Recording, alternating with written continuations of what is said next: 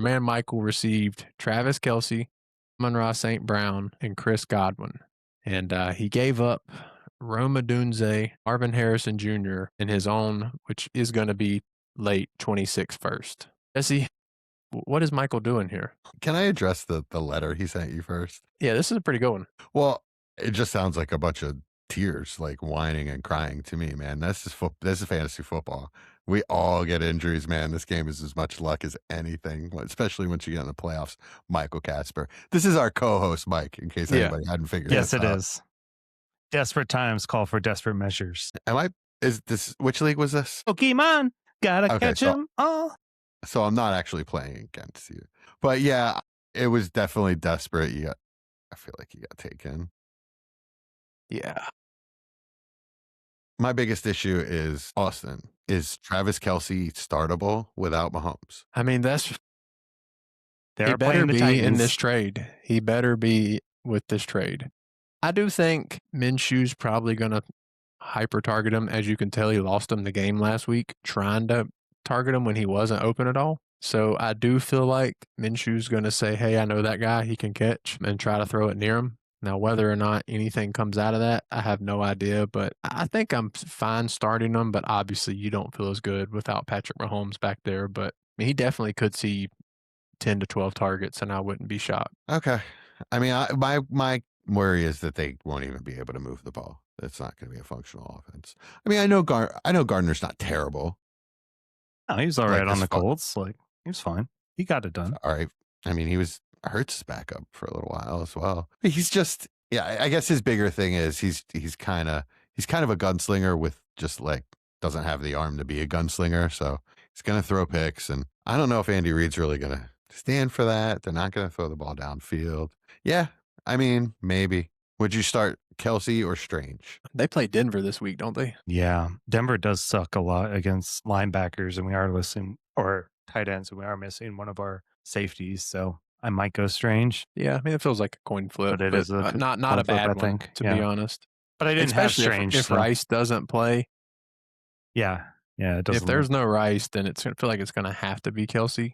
Yeah. If Rice plays, I actually think the offense could be decent for a week because Rice is so good underneath. Reed should be able to scheme up Rice and Kelce enough to move the offense, move the chain slowly. Okay.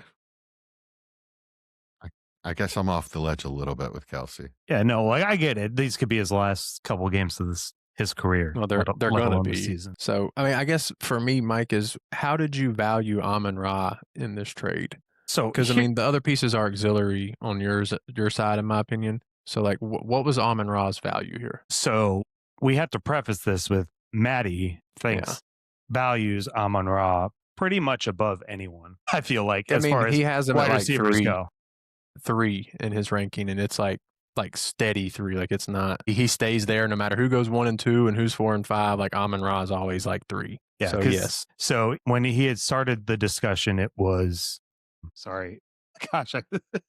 Rome and Harrison for Amon Ra is basically what he was talking, which I expected. Yeah, that's fair. Ish. Yeah. Especially at playoff time. Then I mean, the Godwin, prices Godwin are and so Kelce, inflated right Godwin and Kelce in a 1.75 premium, like it didn't feel like was that far off. And he was trying to get more, and I said absolutely not.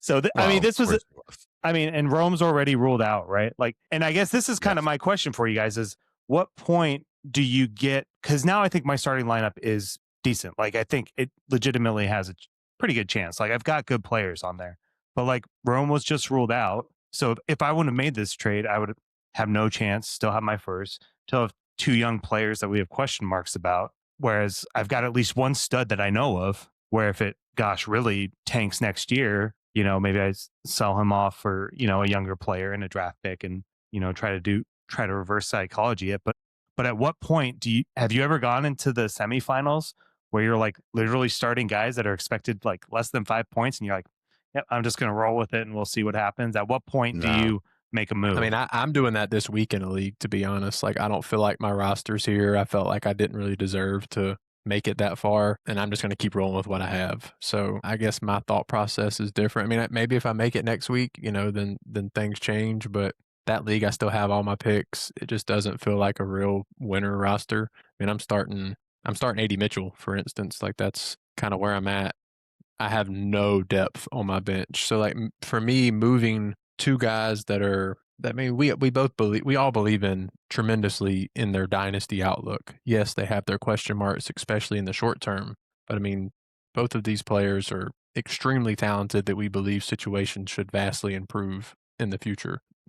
I don't know how much depth you have on the team, but I mean, no, it's all on the IR. That was the problem. That's It was fair. I was starting guys like Troy Franklin would have been a starter, which I don't love against Jacksonville. And Bryant is coming back this week, so that's why I wasn't as excited about that if I had to do that. So yeah, I mean, I understand, and I'm not going to do that generally. I've been going through all of my rosters constantly and just trying.